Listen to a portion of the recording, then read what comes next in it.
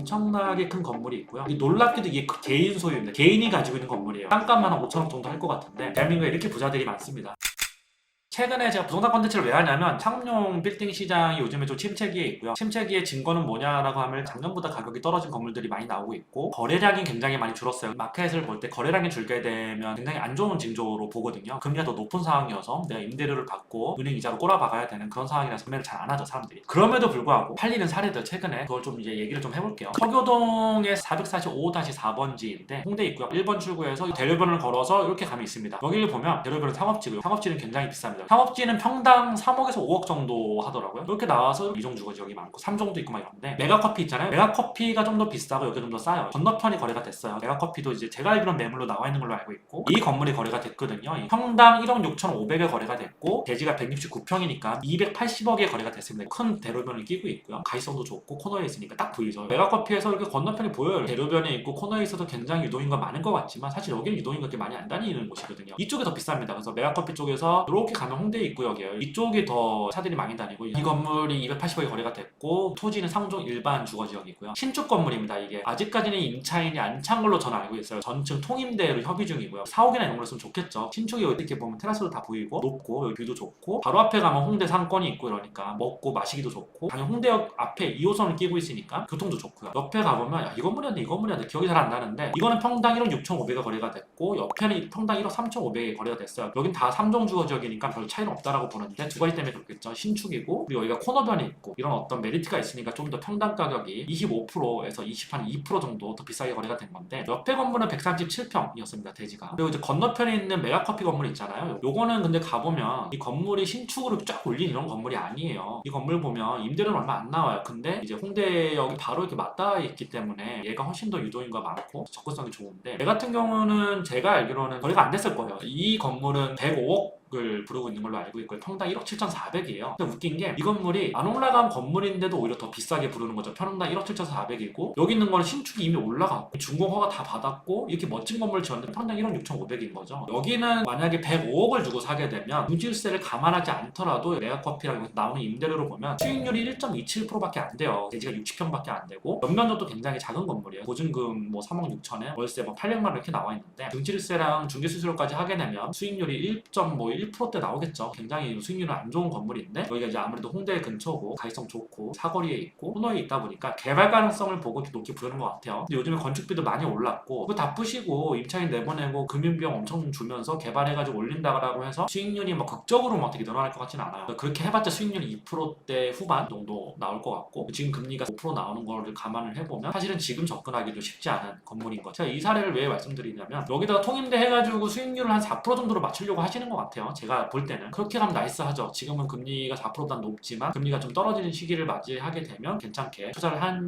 걸 수도 있는데 지금 상황에서는 좀 쉽지 않은 상황인 것 같아요. 왜냐하면 이분도 옛날에 사놓고 지금 신축을 했을 거 아니에요. 3월달에 이제 그 준공을 하고 신축 건물을 좀 필요로 하는 사람이 산 것 같은데 모르겠어요. 아직까지 잘 된 투자인지 모르겠습니다. 어쨌든 이런 거래 사례가 있었고요. 홍대역 바로 앞에 있는 여기는 상업지예요. 여기는 보통 보면 홍대역 바로 앞에 대로변 상업지가 이미 평당 3억 6천에 거래된 사례가 있거든요. 기업은행 이 건물이 평당 3억 6천에 거래가 됐고 월 임대료가 3억입니다. 거래가 된 건 아니죠. 평당 3억 6천을 부르고 있고 제가 잘못 얘기했네요. 부르고 있고 1,050억의 매각을 추진하고 있는 걸로 알고 있어요. 이미 너무 많은 사이트들에 여기 매각하고 있다라고 나와 있어서 이렇게 언급을 좀 해봤고요. 이 건물 보면 되게 멋있어요. 대로변에 있고 버스 전용사선 있고 바로 앞에 전철역 있고 1,000억입니다. 1,000억, 1,050억. 월 임대료는 3억 나왔대요. 3억. 이런 거래 사례가 있었고요. 역삼동 820번지예요. 여기가 말이 역삼동이지 강남역에서 신논현 가는 길이거든요. 여기 우리가 강남대로라고 부르잖아요. 대한민국에서 가장 비싼 곳 중에 한 곳이죠. 이게 굉장히 비싼 가격에 거래가 됐어요. 950억에 거래가 됐습니다. 평당 5억 3천에 거래가 됐고요. 여기는 완전 상업지는 아니고요. 노선상업지고 노선상업지라고 하면 상업지랑 3종 주거지역이나 준주거지역이 겹쳐져 있는 걸 얘기를 하는 건데 여기는 이제 상업지랑 3종이 겹쳐져 있고 완전 대부분이 상업지고 뒤에가 3종이라서 뒤에 건물들은 다 3종 주거지역이거든요. 그래서 이제 여기도 이렇게 높게 올릴 수 있지만 골목길로 들어가게 되면 이 뒤에 있는 건물들도 3종이어서 꽤 높게 올리더라고요. 그래서 여기 되게 좋은 토지를 가지고 있고 어쨌든 굉장히 가치성이 좋고 강남대로변이 어떻게 보면 명동 서울 다음으로 평당 가격이 대한민국에서 가장 비싼 곳이고 여기는 이제 평당 5억 3천원에 거래가 됐습니다. 대지가 177평이고요. 연면적이 685평이에요. 83년에 준공이 됐대요. 굉장히 오래된 건물이어서 이미 건물 가치는 거의 없다라고 보면 되고 이렇게 지어놨으니까 그냥 임대료 받고 하는 건데 아마 이거를 다시 재건축을 하게 되면 비용이 어마어마하게 나오겠지만 옆에 있는 건물처럼 되게 높게 멋있게 이렇게 올릴 수 있겠죠. 이미 이제 임대료도 어느 정도 나오고 있고 광고 임대 수익도 받고 있을 테니까 개발하는 게 쉽지는 않을 거예요. 이거를 대지가 170평이고 대류변이고 건물들도 이렇게 따닥따닥 붙어 있어서 개발이 쉽지는 않을 텐데 굉장히 비싼 가격에 거래가 됐고 여기 워낙 비싼 땅값이니까 그렇게 거래가 됐어요. 그래서 여기가 평당 5억 3천인데 여기 건너편에 있는 막 이런 신축 건물들 있잖아요. 엄청 멋있잖아요. 이게 대지가 생각보다 그렇게 크지가 않아요. 대지가 뭐 해봤자 200평, 뭐 150평 이런 건물들이 많은데 높게 올라가서 커 보이는 거지 실제로 그렇게 크지는 않거든요. 여기서 이제 신축 건물 이렇게 올라가는 건물 중에 이 건물은 이거는 나 왜 기억이 잘 안 나는데 이 건물이었나? 또 되게 큰 건물이었어요. 3,400억을 뭐 부르는 건물도 있었고 용적률 800%를 다 쓰고 신축으로 올렸고 평당 13억을 부르더라고요. 당연히 평당 13억엔 거래 안 되겠죠. 아직까지 이 강남대로가 뉴욕제가 근처 가면 평당 7억에 되고 8억에 되고 이렇게까지 거래된 이력이 있는데 평당 13억에 거래된 적은 저는 없는 걸로 알고 있어요. 여기가 평당 엄청 비싸게 뭐 8억, 9억 이렇게 불러도 수익률이 4%가 나와요. 좋은 건물들 같은 경우는. 그 이유가 이 앞에가 엄청나게 임대료가 비싸거든요. 네이버 뉴스에다가 강남대로 공실이라고 치면 엄청나게 많은 뉴스들이 나오거든요. 940억 주고 산 건물도 공실이다. 이거 이제 그 건물인 것 같은데 여기 지금 실책 보고 들어왔죠. 강남대로의 건물들이 어마어마하게 비싸고 평당 10억이니 8억이니 하는데 그게 유지가 되는 이유가 1층 임대료가 미친 듯이 비싸거든요. 대기업들조차도 지금 철수를 하고 있다라고 하고 있고요. 그리고 그건 뉴스를 좀만 찾아보면 굉장히 많이 나와요. 김태희가 아무리 연예인이다 보니까 뭐 이런 기사들이 좀 나온 것 같고 여기가 굉장히 메인 라인입니다. 강남에서 비싼 라인인데 1층이 너무 임대료가 비싸다 보니까 공실도 굉장히 많습니다. 이런 데 가보면 이런 데 다 공실이에요. 공실 막 이렇게 있어요. 그래서 여기에 1층 상가가 50 몇 개 중에 30군데가 공실이다 뭐 이런 통계도 있고 막 그래요. 여기가 너무 비싸서 대기업들조차도 철수를 하고 있다라는 기사들도 많이 봤을 거예요. 이 가격이 과연 맞느냐라고 의문을 제기하시는 분들이 있는데 일부 건물은 전부 다 1층까지 전부 다 임차 차게 되면 거의 수익률이 뭐 3.5% 4%가 나오니까 이 가격이 맞을 수 있겠죠. 근데 많은 건물들이 여기를 오랫동안 비워두고 있거든요. 임차료를 깎아서 받게 되면 건물 가치가 떨어진다고 생각을 하니까 그냥 높게 부르고 배째라 하고 그냥 부르는 거예요. 굉장히 많은 공실들을 볼 수가 있고요. 역삼동 820-2번지가 있어요. 820-2를 치면 여기가 나오죠. 아까 전에 저희가 봤던 역삼동 820번지가 여기예요. 여기는 이제 보승회관이라고 이거 먹자골목이거든요. 요 건물인데 상업지도 아니고 대로변에 있는 막 엄청 높게 올라간 건물도 아닌데 328억에 거래가 됐고 평당 2억 9천입니다. 사신 분은 등출세까지 내고 수수료까지 내면 거의 뭐 평당 3억에 구매를 하신 건데 올해 거래가 된 건물이에요. 대지가 113평이고 연면적이 385평이고 지하 1층부터 6층까지 있는 건물이에요. 이런 건물들이 6층까지 올라갈 수 있었던 이유가 3종 주거 지역이기 때문에 그리고 옛날에 지어진 건물이니까 1층에 이렇게 넓게 쓰는 거죠. 옛날에 지어진 건물이 아니면 1층 이렇게 넓게 못 써요. 건폐율이 안 나와가지고. 그래서 이런 분들 절대 신축을 안 하시죠. 리모델링만 하시고 이렇게 쓰는 거죠. 왜냐하면 여기 먹자골목이기 때문에 엄청 상권이 좋잖아요. 이쪽 다 먹자골목이거든요. 강남역에 있는 수많은 사람들이 여기 와가지고 먹고 마시고 술 먹고 하는 곳인데 1층이 면적이 줄어들게 되면 1층 임대료가 진짜 비싸거든요. 여기 임대료가 2천만 원이죠. 월 2천만 원이고요. 2층이 월 1,200만 원, 3층이 700만 원이에요. 올라갈수록 임대료가 반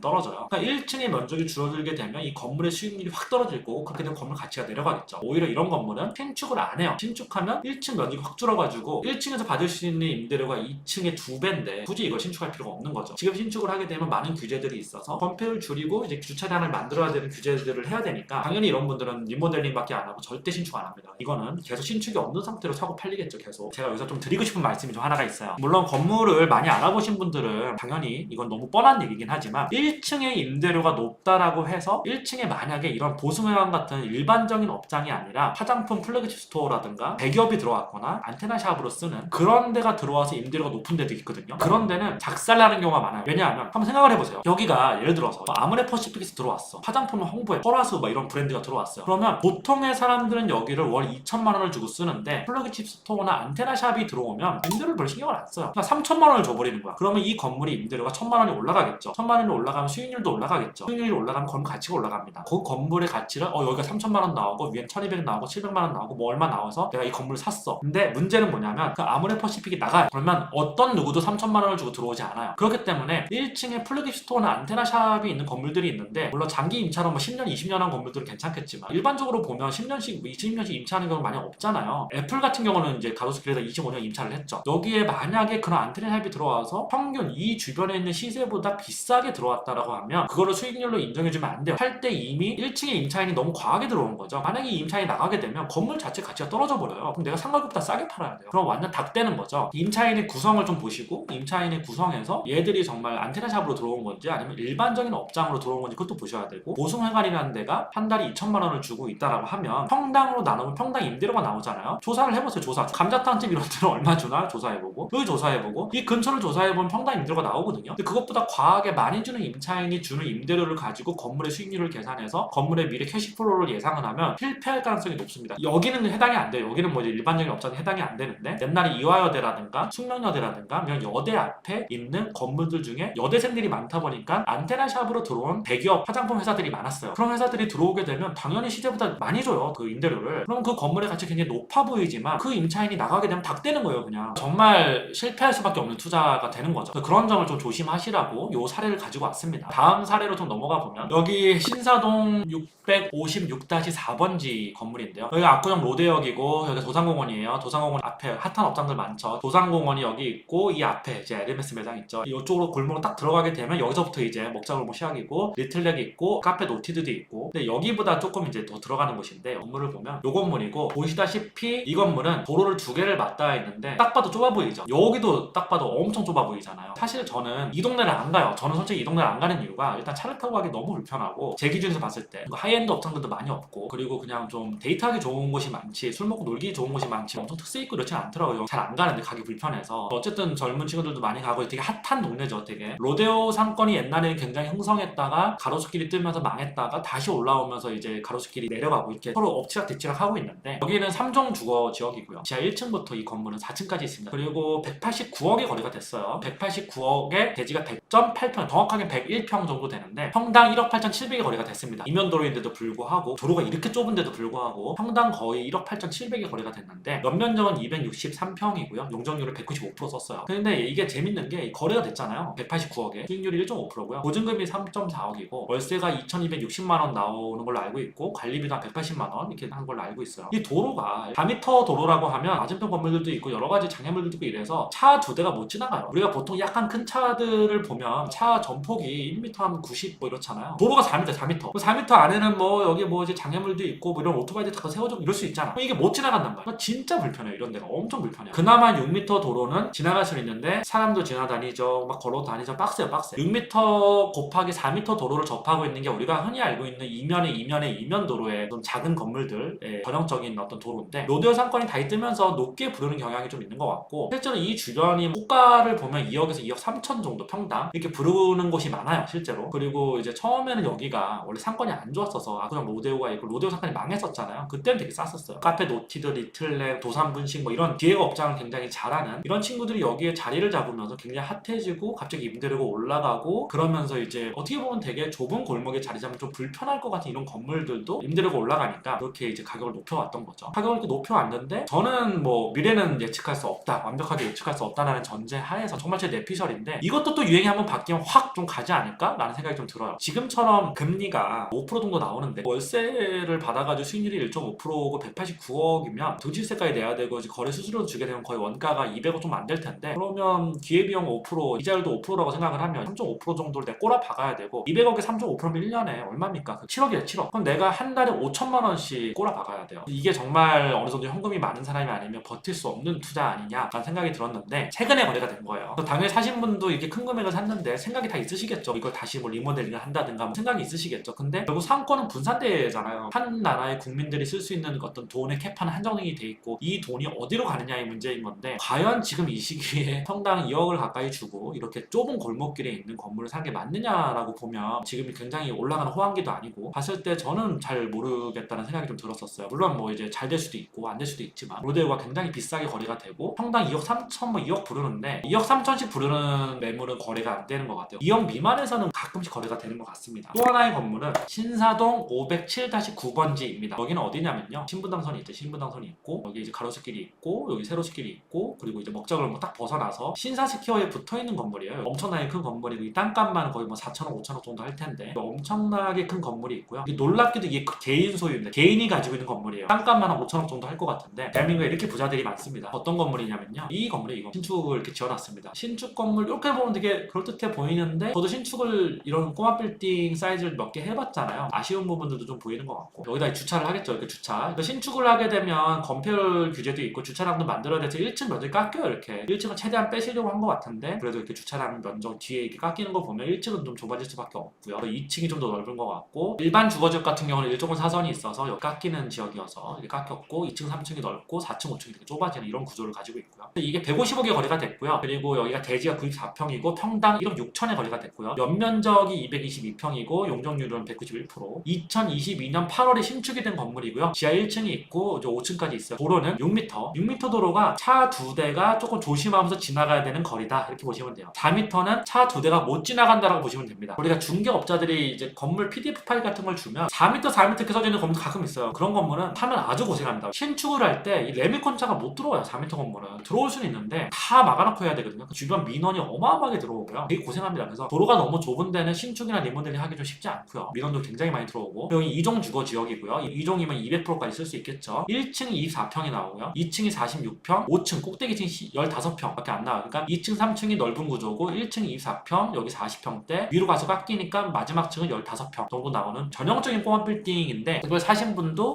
요런 건물도 있잖아요. 낡은 건물도 요런 걸 사가지고 부시고 지었겠죠. 신축을 짓고 22년 8월에 준공을 했는데 일방 통행길이고요. 이면이라서 임차가 좀 애매한 부분들이 있고 반면에 신사 분당선이라서 사무실로 쓰긴 나쁘지 않은 것 같아요. 월 페이먼트를 많이 할 수 없는 그런 조그만한 회사들이 있잖아요. 그런 회사들이 교통 좋은 데를 찾으면 이런 데도 괜찮은 것 같거든요. 신사 분당선이 또 교통도 워낙 좋고 경기도에서 출퇴근하기 좋잖아요. 우리가 다시 지도로 돌아가 보면 여기가 신사역 바로 앞은 아니지만 신사 6번 출구에서 나와서 이렇게 가가지고 이렇게 가면 바로거든요. 그래서 여기서 여기까지 걸어가는데 5분 정도밖에 안 걸려요. 교통은 굉장히 좋은 데라는 걸 알 수 있고요. 그런 건물입니다. 그래서 여기에 만약에 이제 통임대를 줄지 어떻게 될지 모르겠지만 이 가격에 사면 실제 수익률이 얼마나 나올까 저도 대충 계산을 해봤는데 잘 나오면 2%대 한 중후반 정도 나오지 않을까? 라는 생각이 좀 들더라고요. 잘 맞추면 3% 정도? 사실은 지금 금리에서 쉽지 않은 건물이긴 한데 여기 신사 스퀘어도 들어오고 여기가 또 이제 먹자골 맛집들 많아요. 그리고 교통이 워낙 좋고 워낙 좋은 상권이잖아. 지금 가로수길 공실도 많고 안 좋아지고 있다 이런 얘기도 많이 하는데 그래도 이제 신사 쪽은 좋다라고 보는 의견들이 좀 많아서 그런 것 때문에 좀 투자한 거 아닌가라는 생각이 듭니다. 근데 이제 수익률은 굉장히 아쉬울 수 있다라는 생각이 좀 들고요. 그 다음 건물은 역삼동의 733-23번지입니다. 테헤란로에 있었으면 훨씬 비쌌을 텐데 여기가 메인 길이라고 하면 이 도로로 오다가 역삼 세무서 사거리죠. 좌회전을 받으면 대로변에 있는 건물이에요. 요 건물입니다. 요 건물. 이게 제가 토지를 찾아보니까 또 이게 대로변인데 이종주거 지역으로 돼 있는 거예요. 눈을 의심했었어요. 아니 이게 이종주거 지역이라고? 아니 이종주거 지역인데 어떻게 이렇게 높게 올릴 수 있었지? 라는 생각이 좀 들었었고요. 222억에 거래가 됐고 평당 1억 2,200에 거래가 됐습니다. 여기 왕복 4차선이죠. 도로가 있고 저 앞에서 역삼역에서 이렇게 와가지고 여기서 좌회전 바꿔 들어오면 대로변이기 때문에 여기도 교통량이 아주 많은 곳은 아니지만 그래도 뭐 가시성도 좋고 그리고 강남에 대로변의 건물을 소유하고 있다라는 만족감도 있잖아요. 강남의 메인 지역은 아니지만 대지가 182평이니까 대지도 괜찮고 연면적도 거의 뭐 지하까지 하면 800평 정도가 돼 있고 지하 2층부터 이제 지상 7층까지 있고요. 2종인데 용적률이 295%라고 적혀 있더라고요. 그래서 2종이면 200%까지인데 제가 이제 물어봤어요. 그러니까 옛날에 지은 건물이어서 그렇다라고 얘기를 하더라고요. 준공 연도를 찾아보니까 1991년에 준공이 됐습니다. 그래서 최근에는 건물 리모델링을 했더라고요. 그리고 앞에 보면 보이시겠지만 건물 대비 건폐율이 좀 낮아요. 그래서 여기 주차장을 쓰더라고요. 이렇게 여기 턱이 이렇게 낮고 이렇게 딱 들어오면 주차장 쓸 수 있고요. 지하 주차장은 모르겠어요. 있는 점인지 모르겠고 이렇게 돼 있는데 아까 전에 저희가 봤던 압구정 로데오에 있는 상권 거기는 물론 유동인구가 여기도 훨씬 많죠. 유동인구가 여기도 훨씬 많고 힙한 업장들이 많기 때문에 여기보다는 훨씬 더 음식점이라든가 이런 걸 하긴 좋지만 거기는 뭐 되게 도로도 좁고 막 이렇잖아요. 여기가 굉장히 되게 좋아지거나 뭐 이럴 것 같지는 않아요. 사실 여기 딱 보면 횡하잖아요. 여기가 갑자기 무슨 뭐 어떤 상권이 생기나 이럴 것 같지는 않은데 대로변 오피스로 쓰기에는 진짜 괜찮은 것 같아요. 이런 거를 좀 투자를 해서 리모델링을 해가지고 오피스로 쓰기에는 정말 괜찮은 건물이다. 강남이죠. 대중교통 타고도 이동할 수 있죠. 대로변에 주차 자리 많죠. 가격도 이 대로변에 그래도 1억 1,200이면 뭐 나쁘지 않죠. 그래서 거래가 된 게 아닌가라는 생각이 좀 들었습니다. 여기가 업장이나 근생 뭐 쓰기에는 좀 쉽진 않은데 오피스로 쓰기에는 괜찮지 않나 이런 생각이 들었고요. 논현동 63-2번지 건물이 있었는데 이 건물이거든요. 이 건물 내려오면 이게 뭔가 지하 1층인 것 같은데 여기가 이렇게 내려오면서 여기가 뭔가 깎인 느낌이죠. 재밌는 곳이죠. 이렇게 가면 이렇게 이동할 수가 있어요. 이동을 하면 이 앞에는 또 무슨 아파트가 있어요. 일방 통행 도로고 여기는 아파트에 사는 거주자 우선 주차라서 되게 좁아요. 그리고 사실은 어떻게 보면 차로 이동하는 교통은 굉장히 안 좋다라고 할 수 있는데 여기가 이제 150억에 거래가 됐고요. 평당 1억 6,700에 거래가 됐습니다. 월세가 5천 정도가 나온대요. 월세가 생각보다 많이 나서 깜짝 놀랐고 여기가 이면도로거든요. 아파트가 있고 그 여기가 딱히 핫한 업장들이 많은 데가 아닌데 여기를 아마 통으로 쓰는 것 같아요. 5천만 원 정도가 나온다라고 하고 3년밖에 안 된 신축 건물입니다. 신축 건물이어서 강남에서 높게 거래가 된 것 같은데 또 논현동에 이런 데가 있었다라고 하는 거고 아까 전에 저희가 봤던 상권 여기가 1억 8,700에 거래가 됐었죠. 저 아까 로데오 쪽에 여기 이면도로 좁은데 여기는 그래도 도산대로랑 가깝 아파트 도산대로에서 하나만 들어오면 돼요. 하나 이면인데 여기가 1억 6,700에 거래가 됐고 여기는 신축 건물이고 아까 전에 봤던 거기도 나쁘진 않았지만 오히려 여기가 조금 더 접근성이 좋지 않나라는 생각이 좀 들었었어요. 뭐 여기도 뭐 일방통행 도로고 여기 상권이 별로 없고 여기는 상권이 되게 활성화가 돼 있고 뭐 그런 차이는 있지만 뭐 오피스나 이런 걸 쓰기에는 괜찮지 않나 그런 생각이 좀 들었습니다. 뭐 이런 거래 사례가 있었고 재밌는 거를 또 말씀을 드리면 한남동으로 한번 가보죠. 나이는 한남 여기 후문 쪽에 뒤로 가게 되면 여기가 되게 핫한 한남동 카페거리죠. 요즘에 엄청 핫하더라고요. 제가 주말에 여기 나이는 한남 뒤 소문으로 나와서 여기로 가가지고 여기로 올라가서 페이스 갤러리 쪽에서 이제 횡단보도를 건너가지고 이쪽으로 가면 여기에 이제 서울타워로 가는 공원으로 연결되는 길이 있거든요. 남산공원 가서 서울타워까지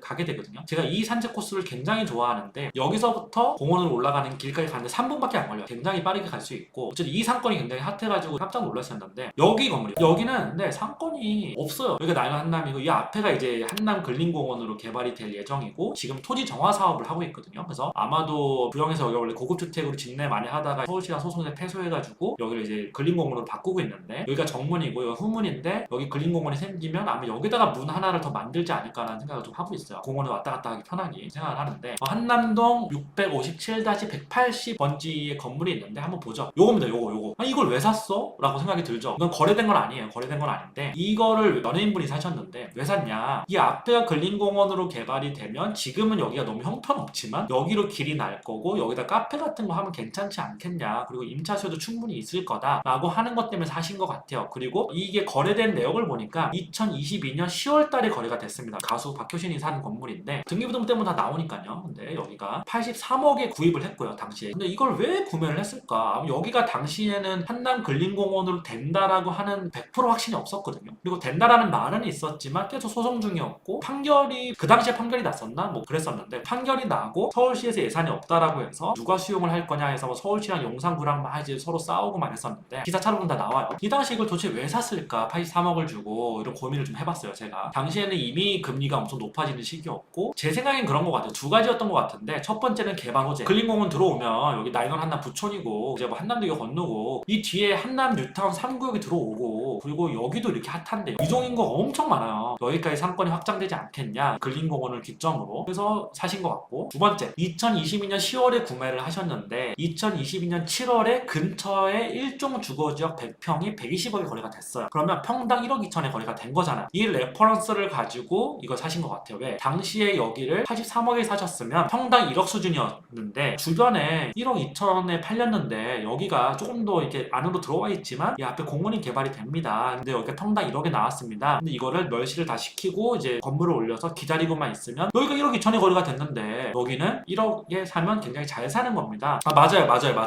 120억 건물도 산 거예요. 근데 이제 이거 또 사신 건데 제가 알기로는 이거를 지금 매각을 하려고 하는 걸로 제가 알고 있거든요. 그런 식의 어떤 그 논리가 통용이 됐을 것 같아요. 120억에 사고 그 다음 이걸 1억에 나왔으니까 1억에 사자 해가지고 1억에 샀을 거예요. 개발 호재랑 3구역 이런 것 때문에 샀을 텐데 문제는 그건 것 같아요. 여기를 사서 지금 할 수 있는 게 없거든요. 이거 보면 할 수 있는 게 아무것도 없어요. 그리고 여기는 상권이 형성이 될 수가 없는 곳이에요. 다 주택이고 거리 이름도 대사관이요. 대사관도 11길. 여기 무슨 뭐 아프리카 무슨 어떤 나라 대사관 뭐 있고 빌라 있고 막 이런 동네거든요. 근데 여기가 생각보다 새로 지은 빌라들이 많아서 여기는 개발이 될 수가 없는데요. 저는 나인원 근처 생각 제가 대체 잘 알아요. 뒤로 돌아보면 상권이 아예 없는 동네인데 보통 사람들이 그런 생각을 하잖아요. 이쪽에 되게 핫해졌어요. 그래서 이미 평당 1억, 1억 5천, 2억 부르는 건 2억 정도 불러요. 여기 메인이 이종주거 지역에서 여기서 높게 올리지도 못하고 여기 뭐 차가 들어오기 굉장히 불편하고 하는데 평당 2억을 주고 사는 건 이해가 안 돼. 왜? 아까 전에 저희가 로데오를 봤잖아요. 평당 1억 8천이 거래가 되는데 거기가 이면도로가 아니 아무리 한남동이 핫하다라고 해도 여기를 왜 2억 주고 살까 이해는 좀 안 돼요. 저는 처음에는 그랬었어요. 처음에 평당 1억 2천을 주고 샀을 때는 다 놀랬었어요. 야 여기를 왜 1억 천 주고 사? 미친 거 아니야? 이랬었어요. 제 지인들이. 왜? 여기는 그래도 뭐 유동인구도 많고 상권도 형성이 이미 됐고 이미 어느 정도 메이드 된 상권이고 너무 유동인구도 많고 이러니까 뭐 자기가 자가사용 목적으로 써도 되고 뭔가 여러 가지를 할 수 있겠다 뭐 이런 느낌이 있는데 여기는 할 수 있는 게 없거든요.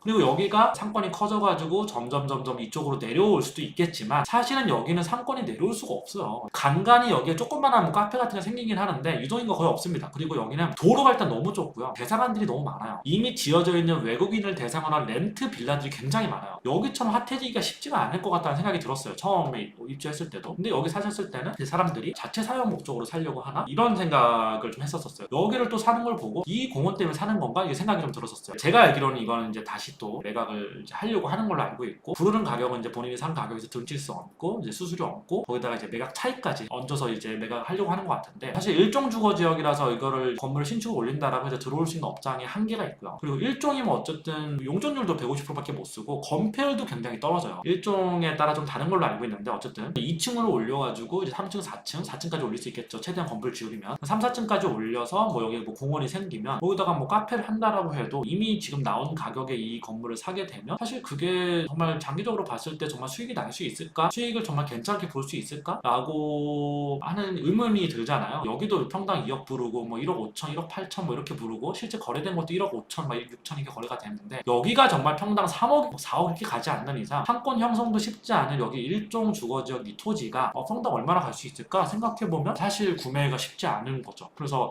이게 한남동 사례를 보면서 여기가 지금 평당 1억 3천 부르는 걸 제가 알고 있거든요. 근데 여기 평당 1억 3천이면 아까 전에 저희가 봤던 역삼동에 있는 그 건물 대로변이지 못해 1억 2천이었고 임대 수익 안정적으로 나오고 용적률도 290%가 있는 건물이에요. 290%. 노년동에도 아까 건물 봤었었고 되게 선택지가 넓어지기 때문에 평당 1억 3천이면 쉽지 않겠다라는 생각이 좀 들었었어요. 물론 이제 변수는 있습니다. 여기 공원이 어떻게 개발되느냐, 그리고 여기 이제 한남 뉴타운 3구역이 이제 전체적으로 5천 세대가 들어오게 되면 여기 상권이 다 변할 거예요. 변하게 되면 어떤 모습으로 변해갈지 모르겠어요. 어쨌든 여기에 공원 바로 앞에 붙어있는 일종 주거지역은 좀 한계가 있지 않냐라는 생각이 좀 들었습니다. 저는 건물 거래된 거를 늘 팔로우업을 하고 있는데 모든 건물을 보지는 않고요. 재밌는 건물도 좀 보고 있는데 이제서야 조금씩 움직일 때가 되지 않았느냐라는 생각이 좀 들어요. 지금 사라는 얘기는 절대 아니고요. 지금부터 조금씩 팔로우업을 하면서 괜찮은 금매 건물들 나오면 도전을 해봐도 되지 않을까라는 생각이 좀 듭니다. 부동산은 저는 그렇게 생각을 해요. 최근에 거래됐던 사례들을 보면서 이걸 왜 팔렸고 저걸 왜 안 팔렸고 요즘에 나온 호가들이 어떻고 이런 거를 팔로우업을 하면서 기회를 잡아야 되지 않느냐라고 생각을 좀 하고 있고요. 최근에 제가 부동산 뉴스 컨텐츠 같은 거 찍을 때에도 이 금리에 뛰어드는 거는 좀 바보 같은 짓 아니냐 말씀을 많이 드렸는데, 금리라고 하는 게 되게 만만하게 보면 안 된다라고 항상 생각을 하고 있고, 2023년 초에 막 건물을 고려하고 샀던 분들도 야 금리 어차피 1년 있으면 떨어질 텐데 이렇게 나이브하게 생각했던 분들이 있어요. 근데 지금 금리 떨어집니까? 안 떨어지잖아요. 오히려 미국은 더 금리 올린다고 하고 있고, 지난 10년 동안 지난 5년 동안 너무 우리가 저금리에 익숙해져 있어가지고 초저금리에 익숙해져 있다 보니까 너무 당연하게 생각을 하는 거야. 고금리 상황이 되게 장기적으로 가게 되면 버틸 수 있을까요? 강남은 그냥 끝까지 간다? 강남만 한다? 그것만큼 무지성인 투자가 어딨어요. 저는 그런 거는 무지성 투자라고 생각해요. 어떻게 보면 모든 투자 자산은 캐시플로우를 생각을 해야 되는 거고, 미래에 얻을 수 있는 캐시플로우 대비 내가 지금 투입하는 돈이 얼마나 됐냐, 그걸 수익률이라고 하는 거고, 기회비용 대비 이게 얼마나 됐냐 이런 걸 항상 계산을 해야 되는 건데, 강남이니까 가고 한남동이니까 감성이고 뭐 이렇게 투자를 하는 거는 그것만큼 무지성 투자가 어디 있습니까? 어쨌든 이 고금리가 되게 오랫동안 지속이 될 가능성이 높고, 어쨌든 지금은 그런 시기는 좀 아니라고 생각을 하고요. 그리고 이미 2022년 하반기에 건물을 사신 분들은 고금리가 본격적으로 시작되기 전에 사셨어가지고 아니란 나이브한 생각으로 사신 분들이 많아서 굉장히 고점에 물려 있으실 거예요. 고점에 물린 건물을 자기 손해보고 팔기 싫으니까 그 건물 그대로 내놓으면 거래가 안 돼요. 그렇기 때문에 지금 건물 거래량이 굉장히 떨어져 있는 거고, 상업용 빌딩 서울 거래량이 고점 대비로 봤을 때 3분의 1 토막 났거든요. 그래서 많은 중개법인들이 지금 경영상의 어려움을 겪고 있고 많이 망하고 있고, 코로나 이후에 비정상적인 호황장을 겪었는데 굉장히 비정상적인 초저금리 상태에 있었는데 그거를 너무 당연하게 생각하면 안 되는 것 같고, 그 상태로 다시 돌아갈 거다? 뭐 1년 안에 돌아갈 거다? 이렇게 나이브하게 생각하면 안 되는 것 같아요. 그런 부분들을 같이 생각을 하고 같이 투자를 좀 잘했으면 좋겠어요.